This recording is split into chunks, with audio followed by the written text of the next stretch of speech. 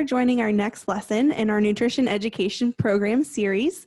Today, Renelle Finke, one of our Nutrition Education Program assistants, is going to talk to us about planning meals. And the title of the lesson is Plan, Know What's for Dinner. Thank you, Stephanie. So how many of you have ever come home and your kids have said, Mom, what's for dinner? Or Dad, what's for dinner? I'm starving. And you kind of have that moment of panic and you think, oh, what is for dinner? I don't know. This hopefully will help you not have that moment of panic, to be prepared and already say, hey, we're having spaghetti with salad and breadsticks and green beans tonight for supper, so that you don't have to think, oh, what am I going to do? So let's talk about what planning our menu looks like and how we can be effective with that. So there's really 4 parts of having that whole setup done. So you're going to plan, you're going to shop, you're going to fix, and then you're going to get to enjoy the final product. That's always awesome. So when we start that planning process, so it can be a little overwhelming because some of us don't even know where to start. Does anybody have a plan that they already use, that they have in place? Do you? I love to use my crock pot so that I fix it in the morning and then it's ready at home and don't have to think about it, but I don't always plan ahead to know what I'm going to put in the crock pot. Awesome. So you kind of already have a little bit in place. Maybe just need to take it a step further. And some people already have their whole plan in place.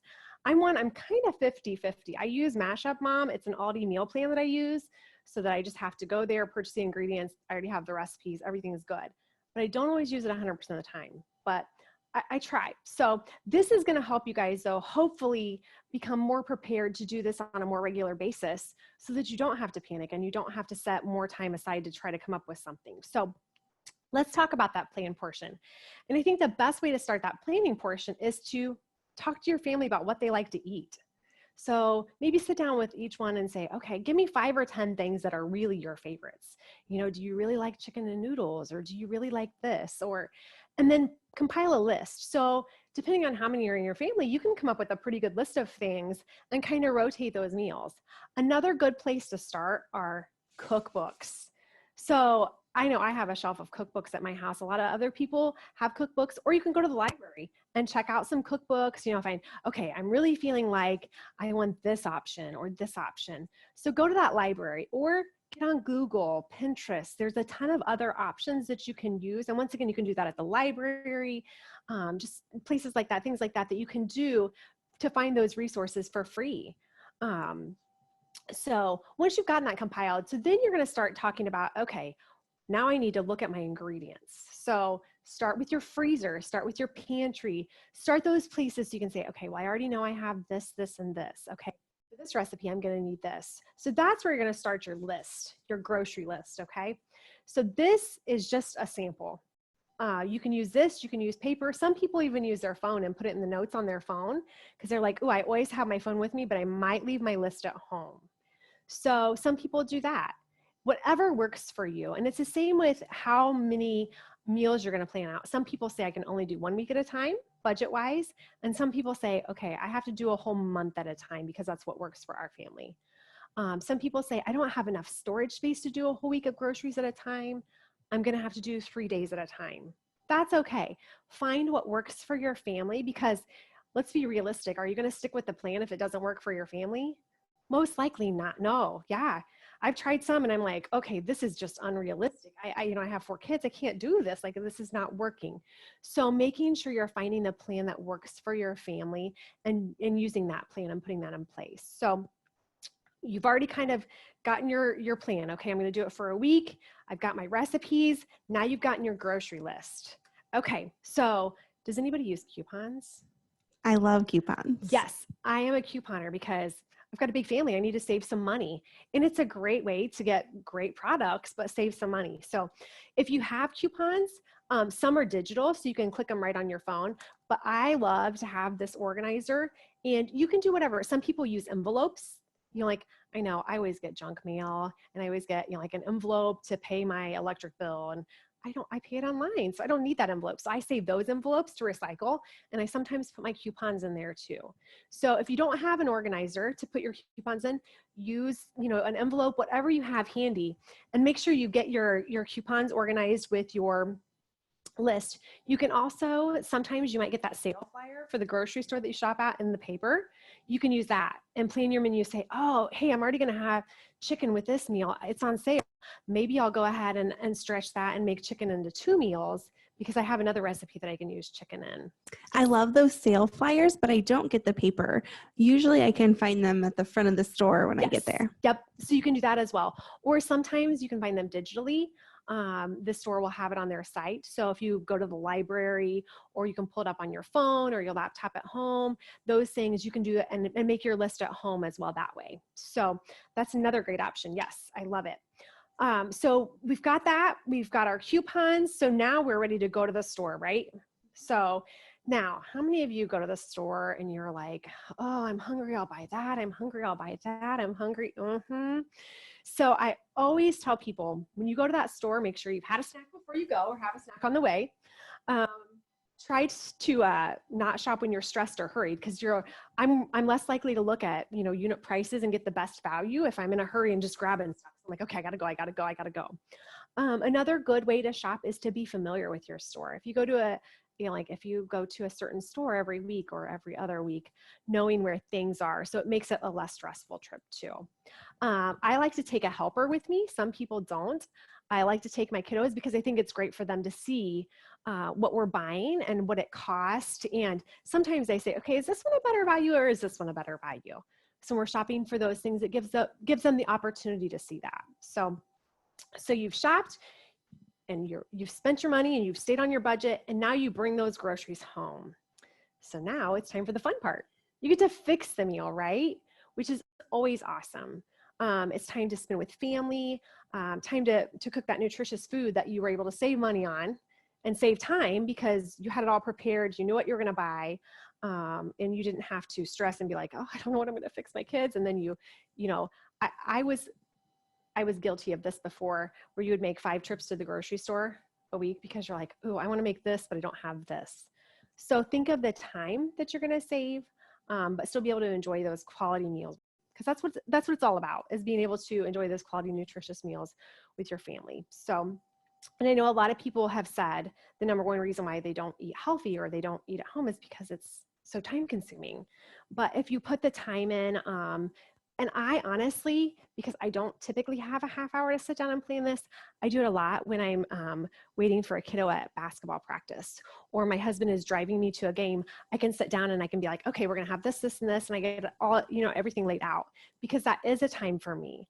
And some people might do things differently. You might have a Sunday that you plan yours. Do you have a certain day of the week that you plan yours? We usually take Sunday afternoons where we each pick a food that we'd like to eat that week. And so that tends to be our main course meal. And then we throw in veggies and other sides to fill it up. Awesome.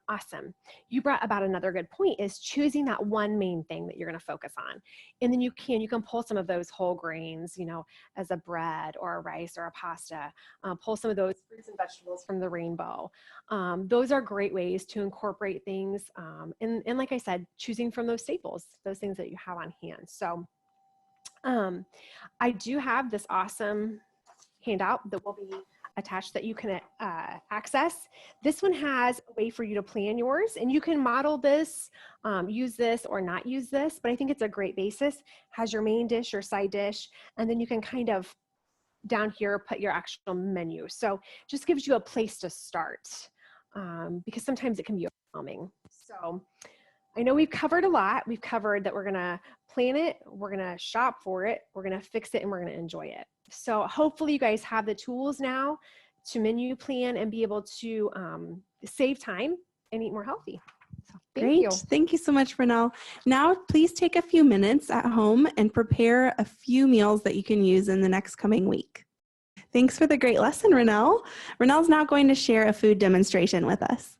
Thank you, Miss Stephanie. So today we're going to make easy fruit salad, and it is exactly what it says: super easy and super healthy and super fun to make. So this recipe is just a guideline. You can use any of the fruits you have in your home. I had some banana, and I just like to grab, these are part of the recipe, but you can grab whatever you have. If you don't have pineapple and you have pears and you want to put those in there, you can. I try to make sure that I get the pineapple in its own juice, so you're getting less sugar, and the same with the fruit cocktail. If you get it in the heavy syrup, you can always rinse it off in the sink when you drain the juice off. Something you can do with your juices when you drain them off is you can save them and you can use them in your smoothies. Because I know Stephanie had talked about her kiddos like smoothies, so that's something that I recommend doing because it's just the juice from the fruit. So we're going to go ahead and get started, and we're going to open these up. One has a pop top and the other one we need to use a can opener. Renelle, where do you purchase your can openers? So I just purchased these. You can get them at the Dollar Tree, like a dollar store. You can get them at Walmart, really anywhere, just in the kitchen section.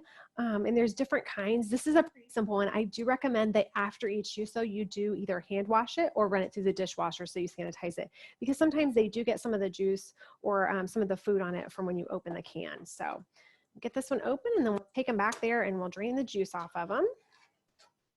There we go. All right. Everybody can see. I'm going to go ahead and drain the juice so we can save it and use it for smoothies later. If you don't want to, you don't have to. You can just drain it into the sink. I just use this colander. If you don't have a colander, you can always use a paper or a bowl, and disposable bowl, and poke some holes in it with a fork. So here we go. I'm just going to drain both of those together.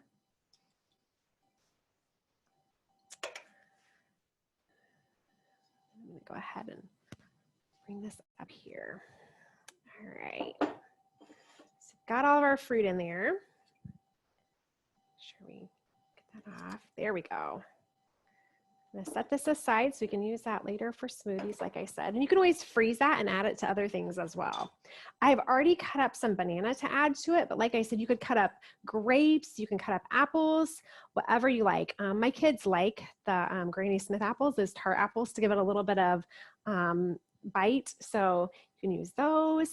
I do have 2 different kinds of yogurt due to some grocery or lack of groceries, lack of yogurt. This does call for plain vanilla yogurt, but you can use any type of yogurt that you have on hand. So I had some peach and some strawberry. So do you have a preference? Do you want to use? I love peach. You love peach. Awesome. So that's going to give it just a different flavor. So we're going to add, Greek is great. So I got the Greek yogurt, but you can use any low fat or no fat yogurt. Oh, this actually has some peach at the bottom. Perfect. So you're going to get a little bit extra fruit in there. If you want to add a little bit more yogurt, you can. It just makes it a little bit smoother and makes it stretch a little bit further. I know for my kids, sometimes when I have a little extra yogurt, they're like, oh, this is awesome. You know what I mean? Makes it creamier. So we've got all of our fruit in there. We've got our yogurt in there, and then we're just going to mix it up. And once again, I love to involve my kiddos. So oftentimes this is their job. After somebody's dumped something in, my older ones will oftentimes cut up the banana or cut up the fruit. Then my 4-year-old, his big job is to stir it all around. So it looks so good. I also wonder, have you ever tried to put maybe a little granola on top of it? Do you know what? We haven't, but that's a great idea. You could kind of make a fruit and yogurt parfait with that, like you said, a little bit of granola on the top to kind of give it that crunch, which is always fun. Just adds a different texture to it, which is always awesome. And I know my kids love to make their own with Cheerios and other types of cereals. So, all right, I've got this all mixed up, and then I'm gonna go ahead and put some in a bowl. And then you can enjoy a snack. And I actually like to eat this as a dessert because it's so sweet and so good with the fruit in there and a little bit of yogurt. So there you go. That looks great. Thanks so much, Renelle. For more recipes, check out our website at eatgathergo.org.